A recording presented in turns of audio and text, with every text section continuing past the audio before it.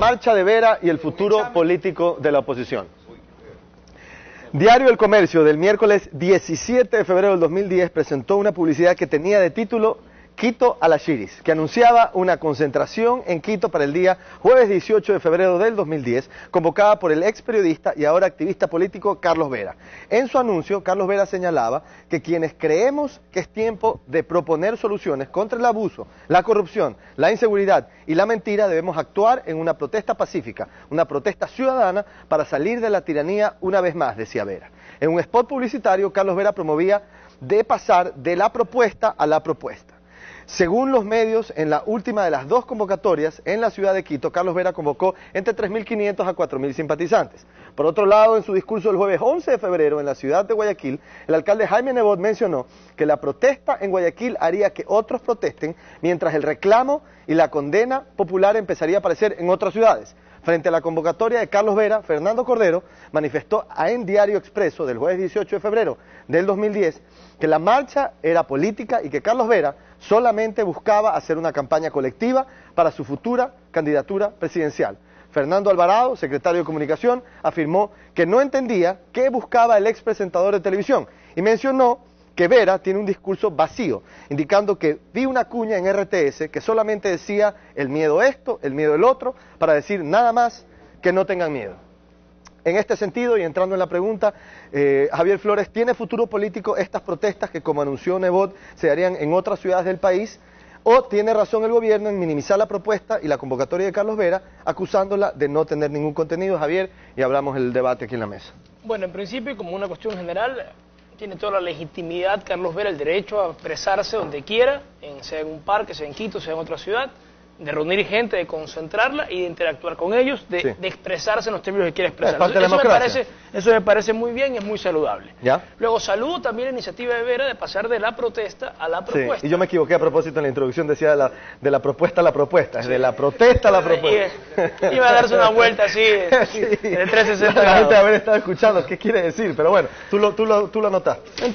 En todo caso, la protesta a la propuesta me parece una interesante iniciativa como proyecto político. Ahora, entrando en análisis de lo que ha dicho Carlos Vera. Primero, sobre el tema de la marcha del día jueves, sí.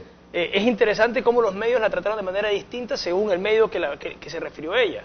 Para el Comercio, por ejemplo, era multitudinaria la marcha. Sí. Para el Expreso, era una marcha con casi nula asistencia. ¿Te refieres a la de Carlos Vera? A la de Carlos Vera en los Chiris del día jueves. La que fue el día jueves, sí. Y es interesante ver cómo, porque multitudinario, de acuerdo con el Comercio, son 3.000 personas, con lo cual el Estado de Barcelona siempre ha tenido asistencia multitudinaria bajo esos parámetros. Pero bueno, eso ahora sí, es menos importante, me parece a mí. 3.000, 3.500, Yendo al tema concreto, sí. no me parece tampoco una enorme cantidad, pero bueno, es relevante que una persona pueda concentrar a una cantidad. Dicen que 3.000 personas tumbaron al presidente Gutiérrez. Si vamos a esas comparaciones... No diría eso tampoco. Y no quiero poner comparaciones, que con esto quiero decir que esas 3.000 van a votar lo correcto. Pero 3.500 eran militares. Ok, pero bueno, termina el punto. Yo creo que hay limitaciones ostensibles en el discurso de Vera, incluso en su forma de plantear la propuesta. Yo vi el discurso ayer, lo leí en Ecuador en vivo, y me encontré con un discurso en el cual plantea reacciones frente al gobierno, pero no propuestas autónomas. O sea, no hay ningún plan concreto que lidere una oposición ideológicamente consolidada. Esa es la primera limitación.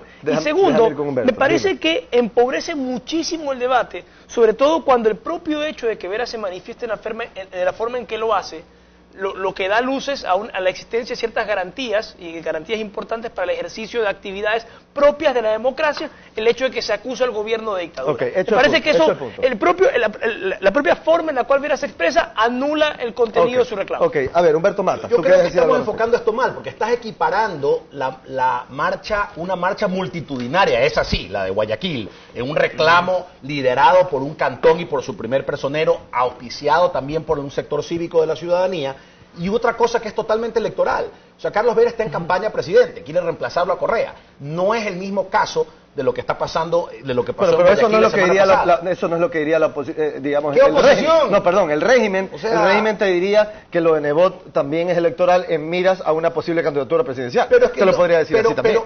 Pero no es así, porque Vera no es electo a nada. Vera no es electo a nada, Nebot al que le guste o no, es el alcalde de Guayaquil que está haciendo un reclamo. Pero tiene algo de malo tener aspiraciones presidenciales, es decir, satanizamos esto porque es político. No tiene nada de malo. Lo que creo que tú estás cometiendo un error al equiparar lo de Vera en algo parecido a lo de Guayaquil. Y creo que eso no es correcto. Creo que son dos cosas distintas. Son dos cosas distintas. Ahora, Octavio, déjame hacerte una pregunta. No me hagas, déjame intervenir. Es que la verdad, hay que enlazar. Lo que dice Hugo es cierto, no se puede comparar, pero sí, Humberto, perdón.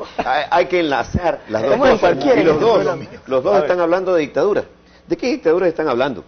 ¿De qué dictadura están hablando? Yo viví 2 años en dictadura de Chile, y lo único que me recuerda a la dictadura de Chile son los metropolitanos de Guayaquil. Entonces, y la libertad de expresión que vimos con Jaime Nebot, la libertad de expresión que mostró Vera, ya vamos a hablar sobre la libertad de expresión en el próximo bloque, pero déjame hacerte una pregunta. La tolerancia de este gobierno, aquí hay libertad, aquí hay democracia. Octavio, esto es lo que dijo el alcalde Jaime Nebot en su discurso. Dijo, la protesta en Guayaquil haría que otros protesten, mientras el reclamo y la condena popular empezaría a aparecer en otras ciudades. A eso me refería a propósito, Humberto, cuando incluía una con otra. La pregunta ¿es un ejemplo esto de lo que dijo Nebot pasaría? Es decir, ya se fue, ya no es solo Guayaquil, ahora es Quito. Octavio. No, porque no es un reclamo. A ver, Quito no está reclamando renta. ¿Qué va a reclamar? Pues si le han dado más que a todas las otras ciudades del el reclamo no es por renta, sino es contra el gobierno. A eso se refiere la contra el gobierno. A ver, yo lo que digo es que tienen distinto contenido ambas protestas, pero ciertamente hay un enlace entre una y otra. Evidentemente entre Vera y Nebot hay coincidencias, y lógicamente cuando Nebot dijo eso, pensaba muy probablemente en la marcha siguiente. Y ambos se oponen al modelo. Y lógicamente la de Vera no es un accidente que sea después de la Bueno, igual si salieran a marchar en Machala, si salieran a marchar en Manta, liderados por un grupo amplio de la ciudadanía, diferente a llamar, que no fue ni marcha, no fue parque, discurso político. Fue una concentración. De precandidato. Rodolfo está tocando el violín. ¿Qué pasa, Rodolfo? A ver, dale. A ver tú. Hay una cosa que es clara e inequívoca. Con independencia del tamaño de la marcha en Guayaquil, de la concentración en Quito, esto durante el primer año del presidente Correa era impensable. Que en Quito salieran 10 personas a protestar contra el ungido de Dios era impensable. Esto de alguna manera confirma que definitivamente... ¿Quién es el ungido de Dios, perdón? Usted no ha de ser, ¿no es cierto? Usted no trae camarones. Además, si fuera el ungido de Dios nos daría camarones.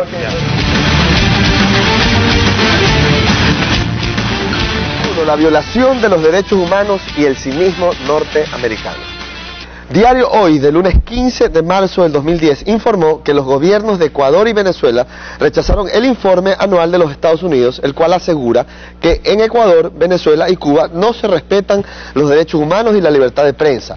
El Departamento de Estado de los Estados Unidos difundió el viernes 12 de marzo del 2010 su informe del 2009 sobre los derechos humanos en varios países del mundo. En el documento, el gobierno norteamericano destaca que en el Ecuador persisten problemas de asesinatos aislados, uso de fuerza excesiva de agentes del orden, detenciones arbitrarias y corrupción. Respecto a los supuestos atentados a la libertad de prensa, el mandatario indicó que las leyes estadounidenses sancionan duramente a los medios de comunicación que cometen abusos en sus publicaciones. Abro comillas, y dijo, si la prensa de ese país publica la 10ª parte de las distorsiones que publican aquí, enfrentan tremendos juicios y tienen que pagar decenas de millones de dólares. Pero aquí no hay nada. Y cuando se quiere poner esas defensas a la ciudadanía frente a los abusos de un poder tan grande como el poder informativo, le llaman atentado a la libertad de expresión, enfatizó Correa. Yo voy a hacer un informe de cómo en los Estados Unidos no se respetan los derechos humanos. Se legalizó la tortura, o ya olvidamos eso, dijo el presidente Rafael Correa en su habitual enlace sabatino. De su parte, Patiño anunció que preparará con especialistas en derechos humanos de América Latina un informe sobre los derechos humanos en Estados Unidos. No consideramos que el gobierno de Estados Unidos deba atribuirse a sí mismo la capacidad y el derecho de hacer un informe sobre los derechos humanos en todo el mundo, expresó Patiño.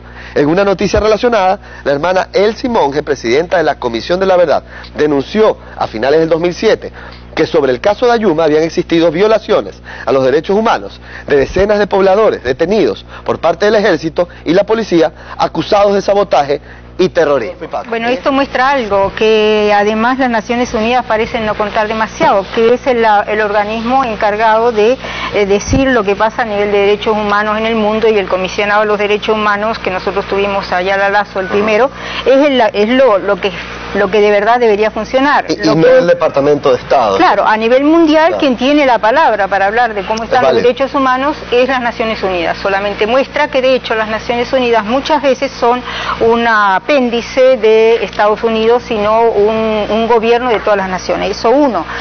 Dos, que se distorsionan las noticias o lo que se dice, es claro, pero yo tengo siempre una pregunta. ¿Por qué nosotros aquí decimos que distorsionan los medios privados? ¿Y qué tal de los públicos? ¿Quién me asegura a mí que los públicos no distorsionan? Y por último... Y en efecto lo distorsionan, si es que los incautados son públicos, que ahí tendremos que los incautados o lo que sea, porque los periodistas que están en los medios, llamemos públicos, son los que antes estaban en los medios privados. Entonces, ¿en qué momento cambiaron de... Ahora son buenos antes de punto de información que no es exacto. A ver, Rodolfo. Algunos. Bien, no hay que generalizar. No son todos, algunos. Y además tenemos la misma realidad humana, por decir así. En cuanto a formar una comisión para estudiar esto a nivel de... La verdad creo que es absolutamente inútil. No, quiero Dayuma, porque son 4 puntos que dijiste. Claro, ya te quería vetarte Dayuma. Lo de Dayuma es evidente que fue un caso de clara violación de derechos humanos. Yo estuve en una reunión que se celebró en el Palacio de Gobierno donde estaba el presidente Correa y los ministros, y es evidente que ahí hubo un exceso y una violación contra los pobladores y contra todo. Eso fue evidente. Rodolfo, tú querías decir algo y luego cerramos el tema con Paco. No se suponía que esto es una rueda. ¿O ha cambiado el formato y 2 semanas de audiencia? No ha cambiado, pero ¿cuál es toda tu opinión con respecto a esto? Vamos rápido, concuerdo con lo que dice Javier. Estados Unidos no es el único país del mundo que hace estos informes de derechos humanos. Y son anecdóticos, tú los puedes creer, no los puedes creer, les puedes dar valor, no les puedes dar valor. Depende de quién nos escuche y quién nos analice. Para que se afecta. Ahora, ¿qué argumentos tenga? Exacto. Ahora, ¿qué hechos probados demuestren? Definitivamente... las Naciones Unidas deberían tener un papel mucho más activo que el que tienen. Ahora hay que retrotraerse en la historia. Las Naciones Unidas es una creación de los que estaban peleando contra el que sabemos, porque eso es lo que es las Naciones Unidas. La crearon la Unión Soviética, los Estados Unidos, Gran Bretaña, Francia y China. Y entonces, ¿por qué comete, si es que es un error el gobierno de mostrarse exageradamente sensible y reaccionar de esta manera? Mira, te voy a poner un ejemplo. Cuando los americanos pusieron esto de ponerte la huella digital y la foto, Brasil les dijo que les iba a hacer lo mismo. O sea, si tú me haces un informe sobre mis derechos humanos, yo también tengo derecho a hacer otro informe. Ahora, concuerdo con Javier, concuerdo con Javier, no sirve para nada. Porque tú sabes lo que va a decir Hillary Clinton cuando ve el informe. El punto es que ha habido información adicional a la publicación del informe. Se ha hecho alboroto sobre eso. Lo han hecho los medios de comunicación, han replicado eso y el gobierno se ha visto en la obligación de responder. Antes se volvió un tema político. Antes el informe se publicaba y nadie le importaba absolutamente Tengo 2 minutos, pero no quiero terminar este tema sin escuchar tu opinión, Paco Velasco. O sea, en Estados Unidos ha aumentado la violencia criminal, en Estados Unidos existe la mayor cantidad de presos en el planeta, la mayor proporción presos de habitantes en el planeta. En Estados Unidos hay espionaje de la correspondencia privada. En Estados Unidos, además, se ha producido un hecho anecdótico. Estados Unidos exige que cualquier relator de derechos humanos de la ONU vaya a cualquier país y responda a cualquier pregunta. ¿Por qué se ha negado Estados Unidos a que ese mismo relator vaya a la bahía de Guantánamo para que vea cuál es la cárcel de Guantánamo? Sí, yo coincido contigo, pero eso no significa que aquí no estén pasando cosas que se son cosas distintas. Para poner de modo absolutamente claro respecto a Dayuma, la Asamblea Nacional Constituyente, con mayoría de Alianza País, les dio la amnistía a quienes fueron y reconoció que ahí se produjo, creo que ese es un acto legítimo que debe ser recordado y destacado. Que reconoce que hubo entonces abuso o lo que fuera, pero la misma Asamblea de Alianza País les dio la amnistía a los de Dayuma. Vámonos a la pausa y ya regresamos y seguimos aquí en el Gobierno del Domingo.